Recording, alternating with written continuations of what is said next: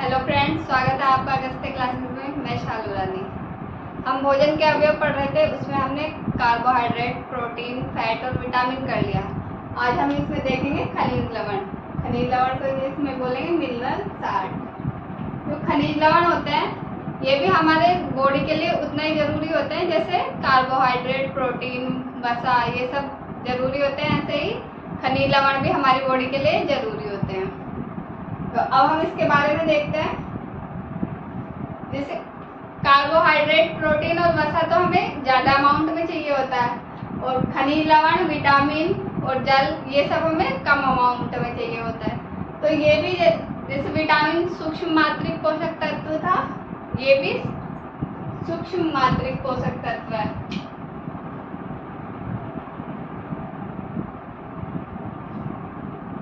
सूक्ष्म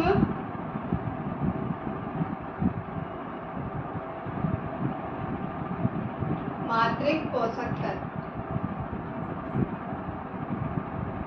सूक्ष्म मात्रिक पोषक तत्व होते हैं, इनकी लगभग 4 से 5% मात्रा रहती है हमारी बॉडी में। हमारी बॉडी में इनकी मात्रा 4 से 5% रहती है। और क्योंकि खनिज लवण में कार्बन नहीं होता है तो ये अकार्बनिक पदार्थ होते हैं। अकार्बनिक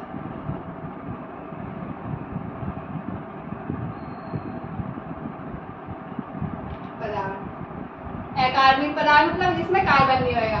जैसे जल है, जल में कार्बन नहीं होता और कार्बन डाइऑक्साइड में कार्बन होता है, तो ये कार्बनिक पदार्थ है और ये अकार्बनिक पदार्थ है।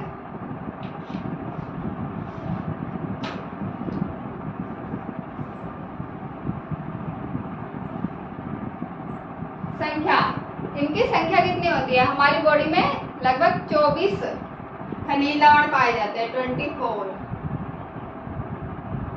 हमारी बॉडी में अभी तक जो खोजे गए हैं वो 24 खनिज लवण है।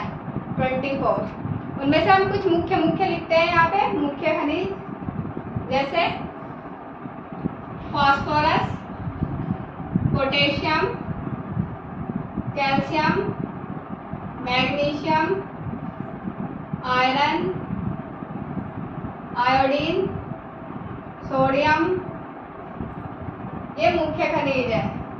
कॉपर, कोबाल्ट,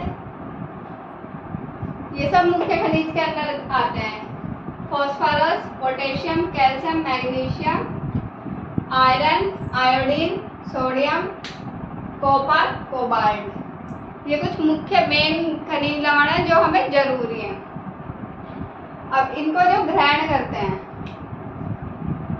जैसे हम जो भोजन खाते हैं उसका तो पाचन होता है, लेकिन जो खनिज लवण होता है उनका हमारी बॉडी द्वारा अवशोषण होता है। तो ग्रहण कैसे करेंगे? अवशोषण द्वारा। इनका हमारी बॉडी में अवशोषण होता है, पाचन नहीं होता। अवशोषण, इनका अवशोषण किस रूप में होता है? जैसे ये सारे सिंगल लिखे हुए हैं तो ये तत्व है यौगिक, ये तत्व है। जब ये सिंगल लिखे हुए हैं, जब ये सिंगल रूप में रहते हैं तो ये तत्व रहते हैं, और अगर ये किसी और के साथ जुड़ जाते हैं तो ये यौगिक बना लेते हैं। तो ये हमारी बॉडी में तत्व के रूप में नहीं अवशोषित होते। जब इनको बॉडी अवशोषित करती है, जैसे ये हमारे अंदर जाते हैं तो खाने के साथ जाते हैं, तो खाने के साथ जाते हैं तो ये सिंगल नहीं जाएंगे, इनके साथ और भी तत्व जुड़े हुए होंगे और वो यौगिक बना के ही हमारी बॉडी में जाते हैं। तो इनका अवशोषण यौगिक के रूप में होता है।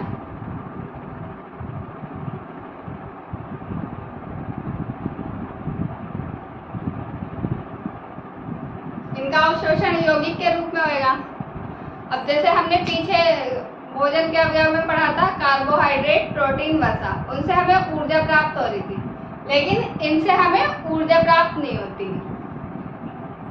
पर ये जरूरी रहते हैं हमारी बॉडी के लिए। ऊर्जा प्राप्त नहीं, इनसे हमारी बॉडी को ऊर्जा प्राप्त नहीं होती, पर ये हमारी बॉडी में जो पाचन क्रिया होती है उनमें हेल्प करते हैं, तो इनका होना जरूरी है। अब इसमें हम आगे देख लेते हैं ये खनिज लवण है और उनके कार्य, उनसे होने वाले रोग और ये हमें किससे प्राप्त होंगे। जैसे फर्स्ट है कैल्शियम। कैल्शियम का कार्य है हड्डियों और दांतों का निर्माण करना और तंत्रिका तंत्र में भी आवश्यक होता है कैल्शियम। इससे होने वाले रोग, इससे जो बच्चे होते हैं वयस्क और बूढ़े, ये कमी तो कैल्शियम की कमी से ही होता है, पर इनमें ये अलग अलग नाम से होता है। बच्चों में रिकेट्स, वयस्क में ओस्टोमलेशिया और बूढ़ों में ओस्टियोपोरोसिस। ये किससे मिलेगा? दूध के उत्पाद, जो दूध से बनते हैं, दही, मक्खन, घी वगैरह, मछली, अंडे और हरी सब्जियां। सेकंड है मैग्नीशियम। मैग्नीशियम का कार्य है याददाश्त को तेज करना और कैंसर से बचाना, जो कैंसर हो जाता है उससे बचाना। इससे कौन सा रोग होता है मैग्नीशियम की कमी से? डिप्रेशन, बाल झड़ना, उल्टी आना। और ये हमें किससे मिलेगा? दूध, दही, मछली और हरी सब्जियों से। थर्ड है इसमें फॉस्फोरस। इसका कार्य है ऊतक और सेल की वृद्धि करना, क्योंकि ऊतक सेल से ही बने होते हैं, तो ये यहाँ पे एक भी लिखेंगे इनमें से तो भी चलेगा। और हड्डी दांत मजबूत करना, इसकी कमी से हड्डी और दांत कमजोर हो जाते हैं और ये हमें दूध, पनीर, जिगर मतलब लीवर और हरी सब्जियों से मिलता है। थर्ड है पोटेशियम। पोटेशियम का कार्य है हृदय धड़कन और पीएच मतलब अम्ल क्षार को नियंत्रित रखना। हृदय धड़कन और अम्ल क्षार को नियंत्रित रखना। मांसपेशी संकुचन, मांसपेशी का संकुचन, जैसे हार्ट होता है, हार्ट एक बार फैलेगा, एक बार संकुचन होता है उसका, एक बार फैलता है, एक बार संकुचन होता है। जो संकुचन होता है वो पोटेशियम की सहायता से ही होता है। इसकी कमी से कमजोरी आ जाती है, पाचन तंत्र गड़बड़ हो जाता है, पाचन सही से नहीं होता, शरीर में सन्नाटा, मतलब जैसे कई बार शरीर में किसी भी बॉडी पार्ट में सुन्ने जैसा हो जाता है ना, जैसे लगता है कि वो काम ही नहीं कर रहा, तो वो इसकी कमी से ही होता है। यह हमें हरी सब्जी से मिलता है। फिफ्थ है पोटेशियम। पोटेशियम का कार्य है सोडियम। पोटेशियम कर लिया हमने, सोडियम। सोडियम का कार्य है पानी नियंत्रित करना, हमारी बॉडी में कितनी पानी की मात्रा होनी चाहिए उसको नियंत्रित करना। ज्यादा रहता है तो पसीने की सहायता से बाहर निकाल देता है उसको। जैसे टेम्परेचर बढ़ता है हमारी बॉडी का, तो हमारी बॉडी से पसीना आता है, वो बाहर निकलता है। और सर्दियों में जब हमारी बॉडी का टेम्परेचर कम होता है तो टॉयलेट के थ्रू पानी बाहर निकलता है, तो पानी की मात्रा को नियंत्रित रखता है और रासायनिक संकेतों का संचरण करता है। जैसे हमने न्यूरॉन सेल पढ़ी थी, उसमें सोडियम रासायनिक संकेतों को आगे पहुंचाने का कार्य करता था, तो यही सोडियम है जो रासायनिक संकेतों का संचरण करता है, एक न्यूरॉन सेल से दूसरी न्यूरॉन सेल तक पहुंचाता है। और बीपी को कंट्रोल करता है। बीपी को कंट्रोल ऐसे करेगा, जैसे सोडियम की मात्रा बढ़ जाएगी तो बीपी भी बढ़ जाएगा, और सोडियम की मात्रा कम होगी तो बीपी डाउन हो जाएगा, और सोडियम की मात्रा नॉर्मल रखता है। सोडियम की मात्रा कम होगी तो बीपी कम हो जाएगा, बढ़ेगी तो बढ़ जाएगा, और तंत्रिका तंत्र का काम नहीं करना। इसकी कमी से हमारा तंत्रिका तंत्र काम नहीं करता, क्योंकि संकेत आगे नहीं पहुंचेंगे। अब 6 है आयोडीन। आयोडीन का कार्य है थायरोक्सिन हार्मोन को नियंत्रित करना। हमारी थायराइड ग्लैंड से जो थायरोक्सिन हार्मोन स्रावित होता है उसको ये कंट्रोल करता है। इसकी कमी से गाइटर रोग हो जाता है, उसको घेंगा बोलते हैं, और विकलांगता। ये समुद्री आहार, जो समुद्र में जैसे मछली वगैरह होती हैं या फिर सेल्स वगैरह होती हैं, तो उनमें ये मिलता है। समुद्री आहार, आयोडीन युक्त नमक और हरी सब्जियां, जैसे वो होती है मशरूम। मशरूम समुद्र के आसपास मिलती है, तो उसमें भी आयोडीन होता है। ये 7 है लोहा। लोहा मतलब इसका कार्य है हीमोग्लोबिन निर्माण। जो हमारी बॉडी में हीमोग्लोबिन होता है ब्लड में, उसके अंदर आयरन होता है, तो इसका कार्य है हीमोग्लोबिन का निर्माण करना। अगर हमारी बॉडी में आयरन की कमी हो जाएगी तो हमें एनीमिया रोग हो जाएगा। एनीमिया मतलब ब्लड की कमी। यह हमें लीवर, हरी सब्जी और सेब से प्राप्त होता है। हरी सब्जियों में भी आयरन होता है, सेब में भी और लीवर में भी, इन सबसे हमें आयरन प्राप्त होगा। कॉपर। कॉपर का कार्य हीमोग्लोबिन और हीमोग्लोबिन का निर्माण करता है, मतलब हीमोग्लोबिन में भी रहता है कॉपर, और हड्डियों का निर्माण करना। इसकी कमी से रोग एनीमिया हुआ और त्वचा पीली पड़ जाएगी, जो बॉडी होती है वो पीली पड़ जाती है। ये मांस, मछली और जिगर में मिलता है। जब हमारी बॉडी में ब्लड कम होने लगता है तो उसमें पीलापन आता है, इसलिए यहाँ पे बॉडी पीली पड़ जाती है। कोबाल्ट, कोबाल्ट का कार्य है आरबीसी व विटामिन B12 का संश्लेषण। आरबीसी का संश्लेषण और विटामिन B12 का संश्लेषण। इसकी अधिकता से, अगर कोबाल्ट की मात्रा हमारी बॉडी में अधिक हो जाएगी तो कैंसर होगा। अधिकता, अधिकता से कैंसर हो जाता है हमारी बॉडी में। और ये किसमें मिलेगा? मांस, मछली और जल, पानी में भी कोबाल्ट होता है। तो ये हमने देख लिए ये तत्व, इन तत्वों का कार्य क्या है और इनसे हमारी बॉडी में कौन सा रोग होता है, इसकी कमी या अधिकता से, और ये हमें किससे प्राप्त होते हैं।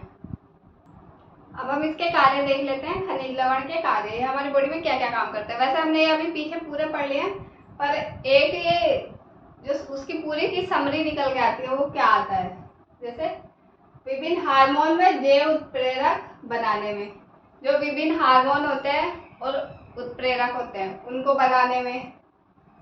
शरीर नियंत्रण, हमारी बॉडी को कंट्रोल करता है, जैसे हार्ट बीट को कंट्रोल करेगा और बीपी को कंट्रोल करके रखेगा।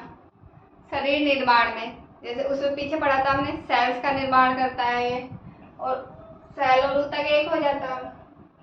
रक्त, हीमोग्लोबिन, हीमोग्लोबिन होता है जो आयरन होता है, आयरन से रक्त का निर्माण होगा। हड्डी और दांत का निर्माण होता है कैल्शियम से। ये इसके कुछ मेन कार्य थे। इसमें ये नेक्स्ट पॉइंट देखते हैं जल का। खनिज लवण पूरा हो गया, अब जल देखते हैं। जो जल होता है हमारी बॉडी में लगभग 70% जल होता है, और ये हमारे अंदर से जो वेस्ट मटेरियल होते हैं उनको बाहर निकालता है, हमारी बॉडी का टेम्परेचर को कंट्रोल रखता है। तो इसके बारे में कुछ मेन पॉइंट है, इनको देख लेते हैं। प्रकृति, इसकी प्रकृति कैसी होती है। जल का फॉर्मूला होता है H2O। इसमें कहीं भी कार्बन नहीं है, इसका मतलब ये अकार्बनिक पदार्थ है। और देखने में आपने देखा ही है, रंगहीन, गंधहीन और स्वाद भी नहीं होता कुछ, उसमें रंग भी नहीं होता कोई, और उसमें कोई गंध भी नहीं आती, और उसमें स्वाद भी नहीं होता कोई। तो इसकी प्रकृति अकार्बनिक,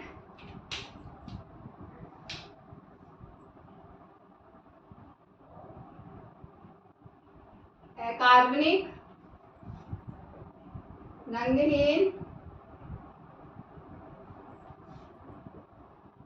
गंधहीन और स्वादहीन, इसमें कोई स्वाद भी नहीं होता। सूत्र, इसका रासायनिक सूत्र होता है H2O। इसका मतलब इसमें कहीं भी कार्बन नहीं है, इसलिए तो ये अकार्बनिक पदार्थ है।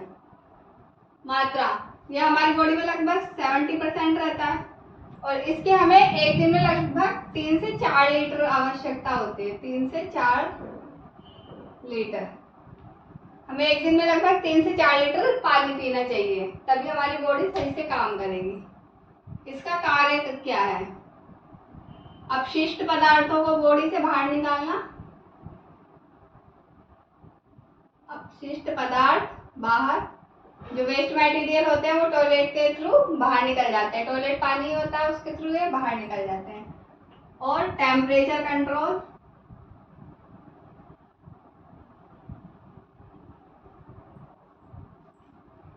अपशिष्ट पदार्थों को बाहर निकालना और टेम्परेचर को कंट्रोल रखना।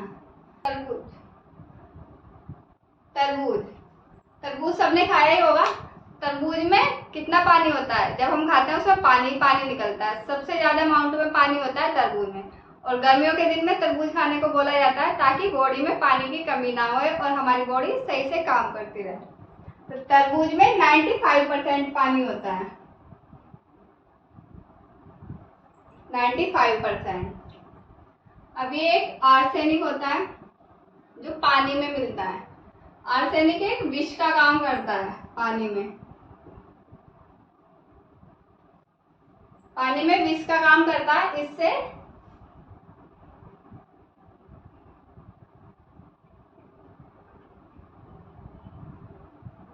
जो आर्सेनिक है, ये पानी में होता है, ये विष का काम करता है, इसके कारण केरोथेसिस बीमारी हो जाती है। वाटर में इतना ही है। अब भोजन के अवयव में नेक्स्ट देखते हैं हम खाद्य रेशे। इनको जो ये खाद्य रेशे होते हैं, इनसे हमें कोई भी पोषक तत्व प्राप्त नहीं होते, फिर भी ये हमारी बॉडी के लिए आवश्यक होते हैं। एक तो ये हमारे भोजन का आयतन बढ़ा देते हैं, दूसरा मल त्याग को आसान बनाते हैं। इससे हमारा जो पेट है अच्छे से साफ होता है। अगर हम रफेज खाते हैं और रफेज भी खाएंगे तो हमारा पेट अच्छे से साफ नहीं होता है। तो डॉक्टर बोलते हैं कई बार कि चोकर युक्त आटा होता है, जैसे गेहूं होता है, गेहूं के ऊपर जो छिलका होता है चोकर, उसको चोकर बोलते हैं, उसके साथ ही आटे को खाना चाहिए, ना कि उसको हटा के।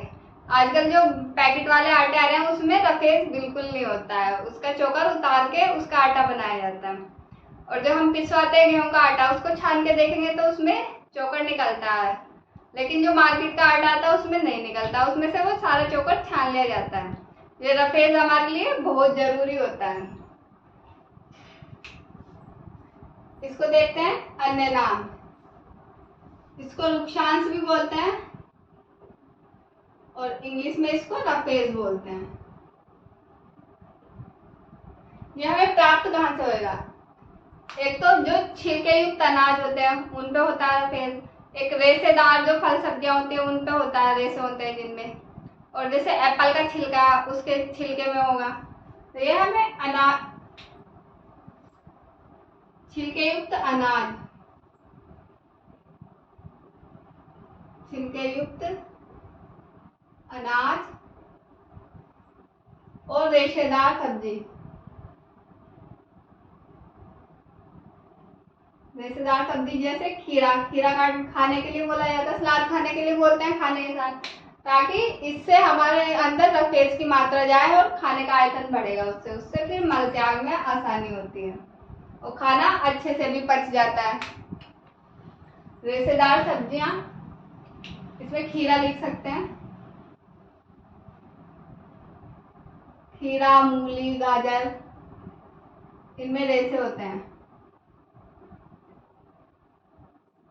इसको खाने से लाभ क्या होता है? एक तो ये मल त्याग को सुगम बनाता है, मल त्याग को सुगम बनाता है। ये मल त्याग को सुगम बनाता है, जितना ज्यादा रफेज की मात्रा लेते हैं हम, ये मल त्याग को सुगम बनाते हैं। मतलब एक क्वांटिटी होती है कि इतने में तो हमें रफेज लेना ही चाहिए, जिससे हमारा पेट अच्छे से साफ हो जाए। अगर हमारा पेट अच्छे से साफ नहीं होएगा तो उससे हमें बहुत सारी बीमारियां बढ़ने लग जाती है, क्योंकि खाना अंदर ही सड़ता रहता है। जब तक वो खाना बाहर नहीं निकलेगा, अंदर सड़ेगा तो वो बीमारियां पैदा करेगा, वो बाहर निकलना बहुत जरूरी होता है। रफेज की सहायता से भोजन का पाचन सही से होता है,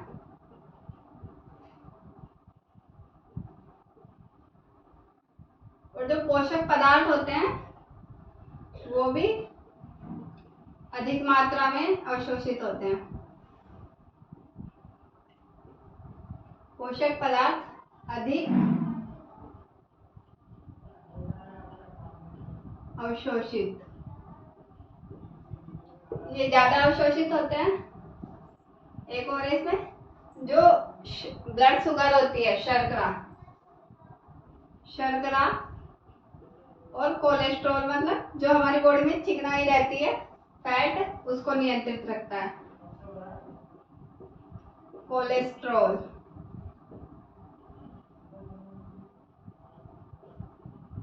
नियंत्रित,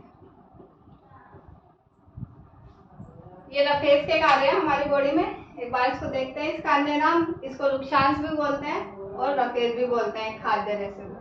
ये प्राप्त कहाँ से होता है? जो छिलकेदार अनाज होता है, जिनपे छिलका होता है, उनसे, रेशेदार फल सब्जियां, इसके लाभ है, मल त्याग को सुगम बनाता है, आंत में भोजन को चिपकने नहीं देता, भोजन का पाचन अच्छे से होता है और उसमें से अधिक पोषक तत्व को शोषित करने में हेल्प करता है, और शुगर और कोलेस्ट्रॉल का स्तर को ये कंट्रोल रखता है कि हमारी बॉडी में कितना शुगर होना चाहिए और कितना कोलेस्ट्रॉल होना चाहिए।